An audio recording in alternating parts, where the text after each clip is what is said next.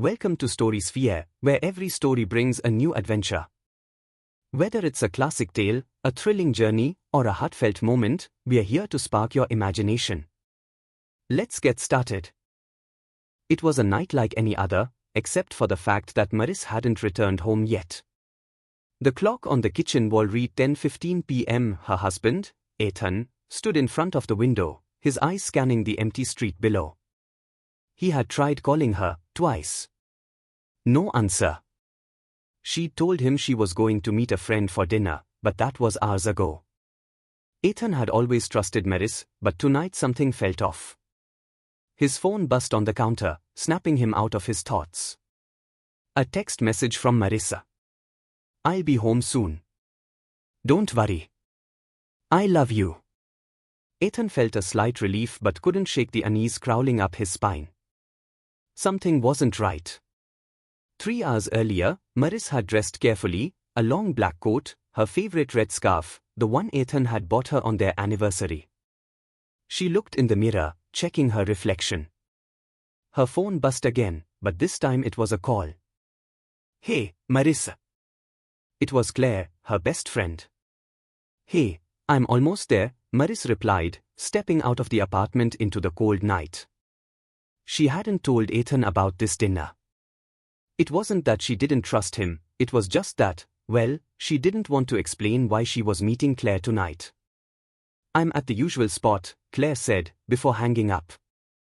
The usual spot was a small cafe on the corner of 5th and Oak, a place they had frequented since college. Marissa shoved her hands into her pockets and walked briskly down the street, her boots tapping against the concrete.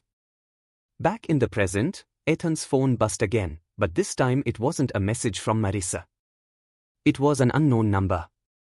He hesitated for a moment before answering. "Hello. Ethan, it's Detective Grant. We need you to come down to the station." Ethan's heart skipped a beat. His voice was shaky as he replied, "What's going on? Is Marissa all right?"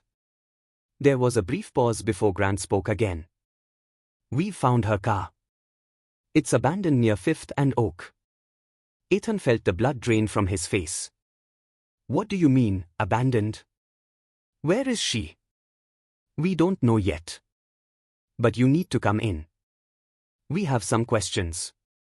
2 hours earlier, Marissa had never been late. Not like this. She sat across from Claire at the dimly lit table in the cafe, the smell of coffee thick in the air. Claire looked at her with concern. "You all right?" Claire asked, pushing her cup aside. "You seem off tonight." Marissa shook her head, her mind far away. "I'm fine," she lied. She had been avoiding Claire's questions about her relationship with Ethan lately. The truth was, things had been changing between them. Not that it was Ethan's fault, no, it was her. She was the one who felt distant, the one who couldn't shake the feeling that something wasn't right. But she couldn't explain that to Claire. "Not tonight." "I think I'm gonna head out," Marissa said, standing up abruptly. "I'll catch you later." Claire raised an eyebrow. "Are you sure? You don't seem." But Marissa was already out the door, stepping into the brisk evening air. Back to the present, Ethan's legs were shaking as he sat in the back of the squad car, staring out the window at the dimly lit streets of the city. Detective Grant sat beside him, silent for the most part, but Ethan could feel the tension in the air. When they arrived at the station, Grant led him through a series of sterile hallways and into an interrogation room. Ethan's mind was racing. The car had been found, but where was Marissa? Why hadn't she called him? Grant gestured for him to sit at the metal table, then slid a file across to him. It was a photograph of Marissa's car, parked near a dark alleyway. There were no signs of struggle, no broken windows. Just an empty vehicle. "I don't understand," Ethan said, staring at the photo. "Why didn't she just call me? Have you noticed anything strange in her behavior recently?" Grant asked, his tone casual but probing. Ethan frowned. "What do you mean?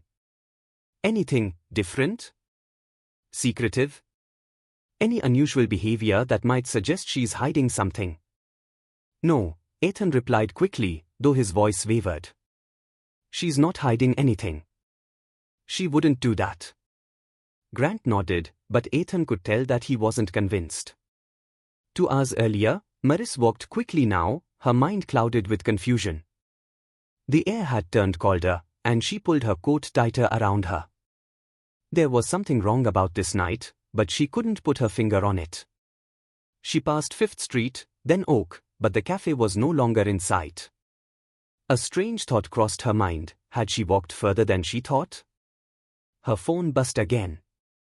A message from Ethan. Where are you? It's getting late. Come home soon. Marissa felt a pang of guilt but pushed it aside.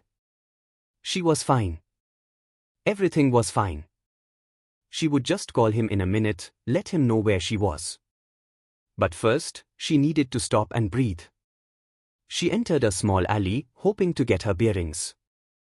The night was silent, save for the soft rustle of wind against paper and trash. But then she heard it. Footsteps. Marissa froze. They were faint, but they were there, unmistakable. Someone was walking behind her. She turned quickly, but no one was there. Her pulse quickened. She started walking faster, her boots slapping the pavement. She turned the corner, hoping to find a more populated area, but the street was empty. She could still feel the presence behind her. Suddenly, a figure stepped out from the shadows. It was tall, cloaked in black. Marissa gasped, her heart racing. Don't scream, the figure said, voice cold and menacing. She backed away, but the figure moved with terrifying speed, grabbing her by the arm and pulling her into the alley. Let me go! Marissa cried, struggling against the grip. But the figure didn't let go. They dragged her deeper into the darkness. Back in the present, Ethan stood up, his chair scraping loudly against the floor. I can't just sit here. I need to find her. Ethan, we are doing everything we can, Grant said, his voice calm but firm. We need you to stay here and let us handle this. Ethan ignored him, his mind clouded with panic. His phone buzzed again. I'm sorry. It's not what you think. I had to do this. Please forgive me.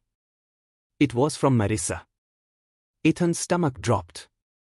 An hour later, the search was still ongoing, but there had been no sign of Marissa. Ethan was pacing outside the station when he heard a voice behind him. I think you need to see this. Grant handed him another photo. It was a picture of Marissa's scarf, the one she had been wearing when she left the apartment. It was tied to a lamppost near the alley where the car had been found. Ethan felt a chill run down his spine. Then the phone buzzed again. It was another message from Marissa. Asterisk, I'm sorry. I couldn't keep the lie any longer. Asterisk. Suddenly, it all clicked. Ethan wasn't just dealing with the disappearance of his wife. He was dealing with a lie. And the more he thought about it, the more he realized that the person who had taken her wasn't a stranger at all. It was someone closer. A betrayal was lurking just beneath the surface, and it had been there all along. Thanks for tuning into Storysphere. If you enjoyed the story, don't forget to like, comment, and subscribe for more tales to inspire and entertain. Until next time, keep the stories alive.